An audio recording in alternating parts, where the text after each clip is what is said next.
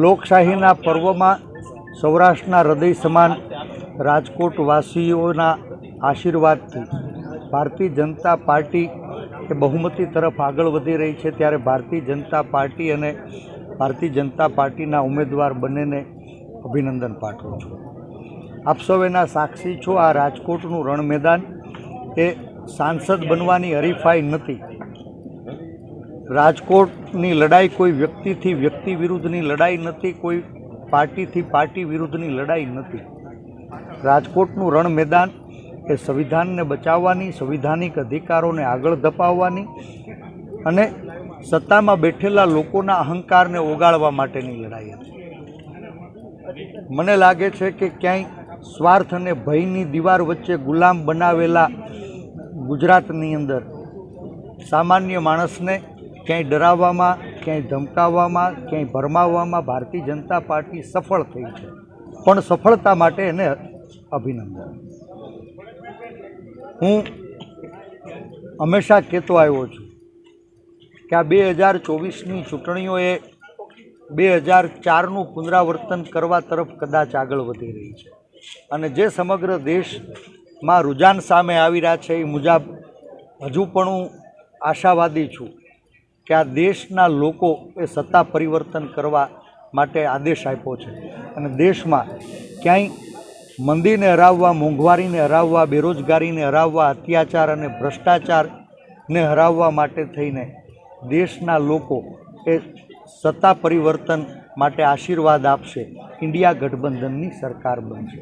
મેં ફરીથી એ વાતને દોહરાવું છું કે આ લડાઈ માત્ર વ્યક્તિથી વ્યક્તિ વિરુદ્ધ નહીં, વિચારધારાથી વિચારધારા વિરુદ્ધ નહીં, વ્યવસ્થાને બદલવા માટેની લડાઈ હતી। લોકોએ પ્રયાસ કર્યો। મને આનંદ થાય છે કે રાજકોટવાસીઓના હૃદયને જીતવામાં હું સફળ થયો। ચૂંટણીઓ લડવી મહત્ત્વની છે। હાર જીત તો જનતાની અદાલત નક્કી કરતી હોય છે ને જનતાએ જે આદેશ આપ્યો છે જનાદેશને સહર્ષ સ્વીકારું છું। પણ રાજકોટવાસીઓએ ખૂબ ઓછા સમયમાં ભારતીય જનતા પાર્ટીની શ્રેષ્ઠ પીચ, કોંગ્રેસ માટે સૌથી કઠિન કોન્સ્ટિટ્યુન્સીની અંદર આ જંગને છેડ્યો હતો અને એમ છતાં રાજકોટવાસીઓએ ઓછા સમયમાં ખૂબ બધો પ્રેમ આપ્યો। સંસદ બનવાનું સપનું નહોતું પણ હાથી બની અને આવતા 5 વર્ષ રાજકોટના લોકો એની વેદનાને વાચા આપવા માટે કોંગ્રેસ પક્ષનો આ કાર્યકર્તા રાજકોટમાં રહેવાનો છે, રાજકોટવાસીઓની વચ્ચે રહેવાનો છે અને જ્યારે જ્યારે પ્રજાની પીડા હશે, પ્રજાની વેદના હશે તેને વાચા આપવા માટેનો નિષ્ઠાપૂર્વક પ્રયાસ કરવા। હું હંમેશા કહેતો આવ્યો છું કે ગાંધી અને સરદારનું ગુજરાત આજ સ્વાર્થ અને ભયની દીવાર વચ્ચે ગુલામ બનાવવામાં ભારતીય જનતા પાર્ટી કદાચ સફળ થઈ છે। ક્યાંય સરકારી તંત્રનો દુરુપયોગ કરી, ક્યાંય ડરાવી, ક્યાંય ધમકાવી, ક્યાંય લલચાવી, ક્યાંય ફોસલાવી, ક્યાંય ભરમાવી, સતત અને સળંગ સત્તાના મદમાં શાસકો ભાન ભૂલ્યા છે અને એનું પરિણામ સામાન્ય લોકોએ ભોગવવું પડે છે। પંચાયતથી પાર્લામેન્ટ સુધી ભારતીય જનતા પાર્ટીનું શાસન છે, કોર્પોરેશનથી કેન્દ્ર સુધી ભારતીય જનતા પાર્ટીનું શાસન છે। એમ છતાં શહેર હોય કે ગામડું, સામાન્ય માણસની સુખાકારીમાં વધારો નથી થયો અને વાત આ મીડિયાના મિત્રો સામે પણ વારંવાર આવી છે। રાજકોટ સ્માર્ટ સિટીના વર્ષોથી સપનાઓ દેખાડ્યા પછી પણ આપણે જોઈએ છીએ કે પરિણામો પહેલાં ટીઆરપી ગેમ ઝોનની અંદર એક માનવ સર્જિત દુર્ઘટનાએ કેટલાય નિર્દોષ લોકોનો ભોગ લીધો।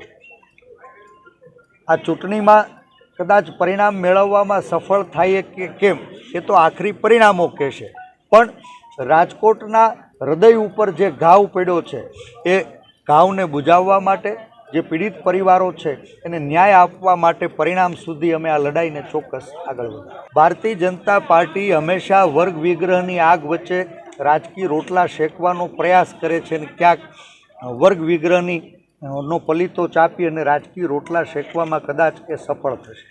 પણ આ ગાંધી અને સરદારનું ગુજરાત છે જેણે દેશને જોડવાનું કામ કર્યું છે, 18 વર્ણની લાગણીના તાતને જોડવાનું કામ કર્યું છે। ભારતીય જનતા પાર્ટી ક્યાંય નાત જાત ભાત વચ્ચે ઝઘડા કરાવી વિભાજન કરવાનો પ્રયાસ કરશે અને કોંગ્રેસ પક્ષના કાર્યકર્તાઓ ગાંધી અને સરદારના રસ્તે 18 વરણને ફરીથી લાગણીના તાતને જોડવા કાર્યરત છે. સાંજ સમાચાર ફેસબુક પેજને લાઇક કરો, વિડીયો શેર કરો અને વધુ વિગતવાર સમાચાર માટે sanssamachar.net વિઝિટ કરો.